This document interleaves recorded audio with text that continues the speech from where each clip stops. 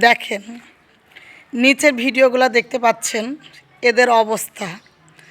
আধুনিক সভ্যতার এরকম যে একটা অবস্থা তৈরি হবে, অথচ আধুনিক সভ্যতার আমাদের আরও অনেক আধুনিকতার ছোঁয়া লাগা উচিত ছিল, কিন্তু না। সেই বিনোদনের একটা সহজলভ্য, সেই পুরনো যুগের উচ্ছৃঙ্খল সমাজ ব্যবস্থা আমাদের আজকে এখনও রন্ধে রন্ধে বিষ ছড়িয়ে পড়েছে। অথচ আমাদের বর্তমান যুগে বর্তমান সমাজ ব্যবস্থা অনুপাতে আমাদের চিন্তা চেতনা, আমাদের উৎসব আমেজ আরও ভিন্ন ক্যাটাগরি হওয়া উচিত ছিল। এখানে সচেতনতার অভাব অনেক রয়েছে। সেই 20 বছর বা 30 বছর রন্ধে আমরা পৌঁছিয়ে রয়েছি, মানে পিছনে রয়েছি এখনও। যে সভ্যতা, যে কালচার আমরা এখনও মুছে ফেলতে পারছি না মন থেকে। অথচ আমাদের সভ্যতার এই ডিজিটাল যুগে আমাদের এই সাংস্কৃতিক বা বিনোদনতা ভাব ভিন্ন হওয়া উচিত ছিল। এভাবে রাস্তায় নেচে নেচে ছাড়া কি আনন্দ করা যায় না? আমরা একটা টেস্ট করতে পারতাম বা একটা মঞ্চ করতে পারতাম, যেখানে সবাই প্রতিভামূলক নাচ গান হবে। ঈদ উৎসব আনন্দটা থাকবে, এটা স্বাভাবিক, অস্বাভাবিক কিছু নয়। কিন্তু সেই অনুষ্ঠানের ধারাবাহিকতাটা, অনুষ্ঠান বা প্রতিভা বিকাশিতের জন্য আলাদা একটা প্ল্যাটফর্ম থাকা উচিত। রাস্তায় রোডে বর্তমান যুগে গাড়ির সংখ্যা প্রচুর এদেশে, কারণ আমি 20 বছর পিছনে ফিরে যাই, সেই 20 বছর আর বর্তমান যুগ তো এক না। তো সেই যুগের অনুষ্ঠান বা কালচার যদি আমরা 20 বছরে টেনে নিয়ে আসি, তাহলে আমাদের জন্য খুবই ভয়ানক।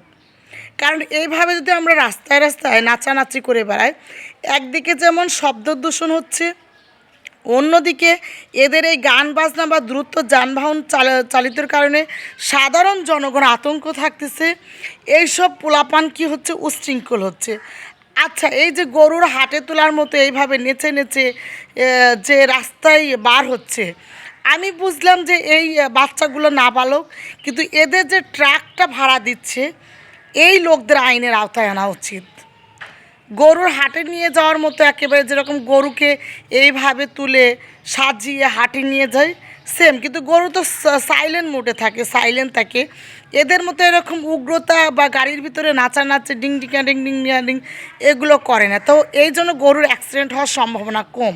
কিন্তু দেখেন এই বাচ্চাগুলোর, এদের অভিভাবকরা কি সাপ্রি অভিভাবক, যাদের ঈদের দিন বা ঈদের পরের দিন বাচ্চারা কোথায় যাচ্ছে, কি করছে, এই সাপ্রি অভিভাবকগুলো কেন এই বাচ্চাদের খোঁজ খবর রাখে না?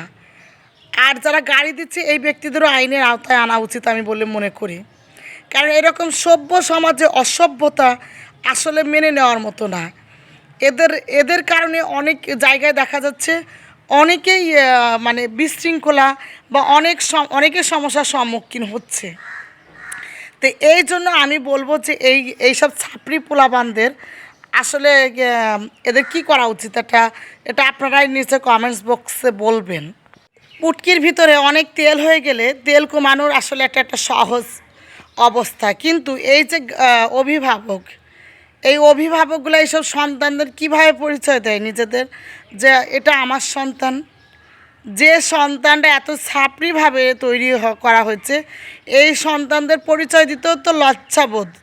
কারণ সন্তান শুধু জন্ম দিলেই হয় না, সন্তান গাইডলাইনটাও ভালো থাকতে হয়।